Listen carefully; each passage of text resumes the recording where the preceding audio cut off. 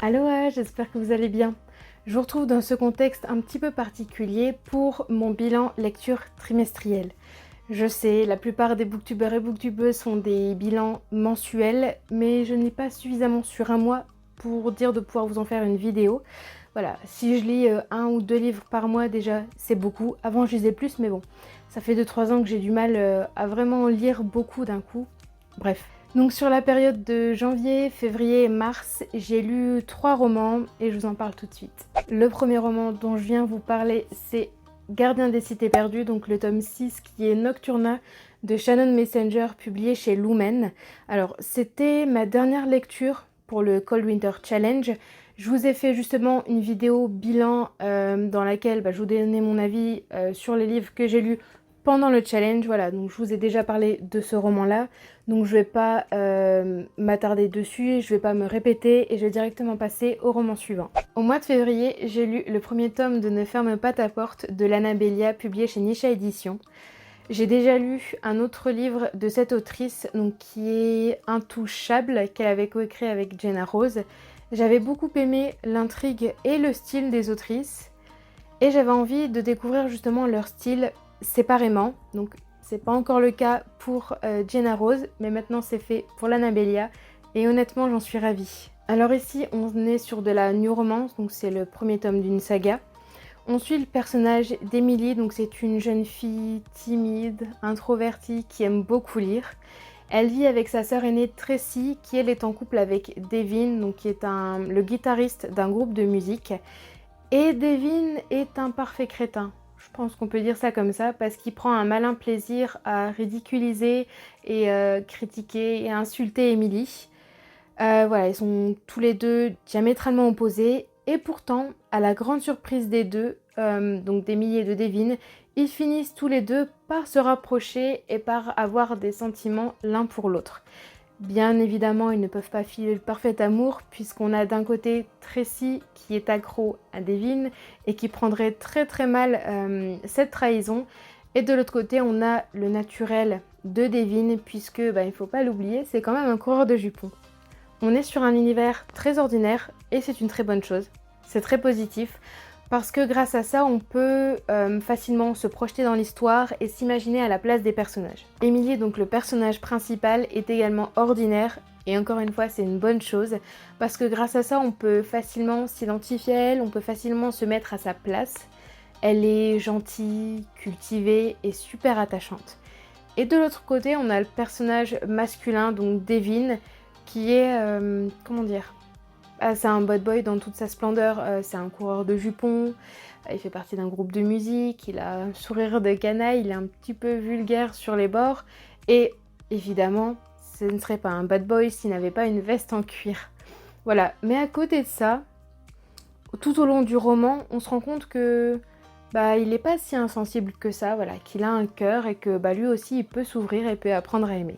C'est un new romance, donc vous vous doutez bien qu'il y a une histoire d'amour, et je pense que vous l'aurez compris, cette histoire d'amour se déroule entre Emily et Devin. Alors ce que j'aime bien dans ce roman-là en particulier, c'est qu'on voit vraiment tout le processus, on comprend comment elles se sont rapprochées, pourquoi elles ont commencé à avoir des sentiments l'un pour l'autre, et c'est juste génial. L'intrigue également est super bien construite, par contre la fin m'a brisé le cœur. Je n'ai qu'une envie maintenant, c'est de pouvoir me procurer le tome 2 pour plonger dedans et pour que tout s'arrange tout simplement. Le dernier roman que j'ai lu pendant ces 3 mois, c'est le premier tome de Les Entremondes, donc à savoir L'Hôtel Invisible de Sean Easley, publié chez Lumen. J'avais initialement prévu de lire ce premier tome pendant le Cold Winter Challenge, seulement j'étais un peu trop longue à lire les autres romans que j'avais prévus, donc je n'ai pas eu le temps de lire celui-ci, mais bon, maintenant c'est chose faite. Je regrette un peu, parce que c'est typiquement le genre de livre que j'aime lire pendant les fêtes de fin d'année, mais bon, c'est pas trop grave, ça m'a pas empêché d'apprécier ma lecture. C'est encore un premier tome, mais on n'est pas sur de la new romance, on est sur de la jeunesse ici. Alors on suit le personnage de Cameron, donc le personnage principal, qui vit seul avec sa sœur et sa grand-mère depuis que leur père les a confiés justement à leur grand-mère des années auparavant, ne leur laissant que 2 pièces de bois. Cam est persuadé que son père est en danger Et un soir, il tombe sur un hall d'hôtel qui se situe dans une petite boutique, tellement petite d'ailleurs que normalement elle ne devrait pas pouvoir accueillir un hall d'hôtel aussi grand. Cameron, il est persuadé que l'hôtel est la clé qui lui permettra de retrouver son père et il décide alors d'enquêter de ce côté-là.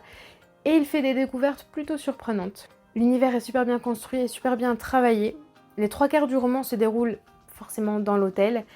C'est un lieu d'ailleurs très complexe, je le considère un petit peu comme un carrefour puisque à partir de l'hôtel, on peut voyager dans le monde entier puisque les portes qui donnent vers l'extérieur s'ouvrent dans des pays différents. Cam est un personnage super attachant parce qu'il est très protecteur envers sa sœur. Ce qu'il faut savoir, c'est que sa sœur est malade et qu'elle est en fauteuil roulant. Et voilà, il prend soin d'elle, il est très protecteur, il veut toujours tout savoir sur les opérations, sur les résultats attendus, sur les risques, etc. Il réfléchit beaucoup avant d'agir, peut-être même un petit peu trop parfois. Cass est l'opposé de son frère. Elle donne d'ailleurs une belle leçon de vie puisqu'elle prouve que son fauteuil roulant, ce n'est pas un obstacle, que ce n'est pas ça qui va l'empêcher de réaliser ses rêves et honnêtement, elle est beaucoup plus courageuse que son frère. On vit de super aventures avec Cameron, on voyage avec lui dans les 4 coins du monde, on fait des découvertes sur l'hôtel, on le suit pendant sa recherche, pendant sa quête pour retrouver son père. Et c'est vraiment génial. Seulement la fin m'a laissé un petit peu perplexe parce que le roman se termine de telle manière qu'on ne s'attend pas à grand chose pour la suite. Voilà, je me demande vraiment ce qui va se passer dans le 2e tome. Et d'un autre côté, je me dis que je peux être que surprise. Voilà, donc c'est un petit bilan, 3 livres en 3 mois, c'est pas glorieux, mais bon, je sens que l'envie de lire commence à revenir petit à petit et j'en suis super heureuse. J'ai d'ailleurs commencé le 1er tome de Red Rising de Pierce Brown, donc publié aux éditions Hachette. Oui, moi j'ai dans les éditions Françoisière, mais normalement il me semble que c'est Hachette. C'est une relecture, puisque j'ai déjà lu la trilogie il y a 3 ans et j'avais adoré, et là, j'adore ma lecture. Je me régale, donc je pense que je suis en train de confirmer le coup de cœur que j'ai eu il y a 3 ans. J'en ai terminé avec mon bilan, mais avant de vous quitter, j'aimerais vous dire de prendre soin de vous, de faire attention à vous et surtout de lire beaucoup. Je vous souhaite d'excellentes lectures et je vous dis à la prochaine.